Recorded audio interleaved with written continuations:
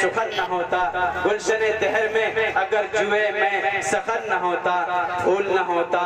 کلی نہ ہوتی، سبزہ نہ ہوتا، چمن نہ ہوتا۔ محترم حضرات، اب تک تلاوت کلام اللہ، حمد پاک اور نعت نبی دیگر پروگرام کا دور بڑے ہی آب و تاب کے ساتھ چل رہا تھا، چونکہ نعت نبی اور حمد پاک میں بڑا گہرا تعلق اور ربط ہے، اسی طرح مقرر و شاعر میں جو ربط و تعلق ہے وہ بھی بے نظیر اور لاجواب ہے۔ چونکہ نعت کی حیثیت ایک گلزار ہے تو وہیں تقریر کی حیثیت ایک مرغزار کی ہے۔ نعت اگر دریا ہے تو تقریر اس کی موج، نعت اگر کہکشاں ہے تو تقریر اس کی مسکراہٹ، نعت اگر چمن ہے تو تقریر اس کا پھول، نعت اگر پھول ہے تو تقریر اس کی پتیاں، نعت اگر پتیاں ہیں تو تقریر اس پر بکھرنے والی شبنم۔ اسی سنگم پر ہمارے چمن کا حسن نکھرتا اور برقرار رہتا ہے، لہٰذا اس مستحکم رشتے کو برقرار رکھنے کے لیے اس ماحول میں میں آپ حضرات کو اس ماحول میں لیے چلتا ہوں جہاں آپ حضرات ایک عالم دین کے ناصحانہ کلمات سے، مواعظ حسنات سے مستفیض ہوتے رہیں گے۔ لہٰذا اسی اہم مقصد کے تحت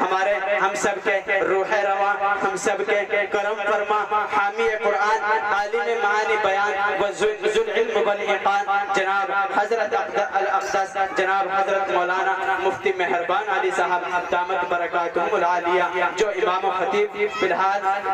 خطیب ہیں خانقاہ مسجد کے تیلی والے کے اندر، میں حضرت سے دست بستہ عرض کرتا ہوں اس شعر کے ساتھ: کچھ ایسی بے خودی ہے تیرے انتظار میں، کچھ ایسی بے خودی ہے تیرے انتظار میں، تصویر بن چکا ہوں تیرے انتظار میں، آہٹ پہ کان در پہ نظر، دل میں اشتیاق، آنکھوں پہ اشک سوکھ گئے حضرت کے انتظار میں۔ اب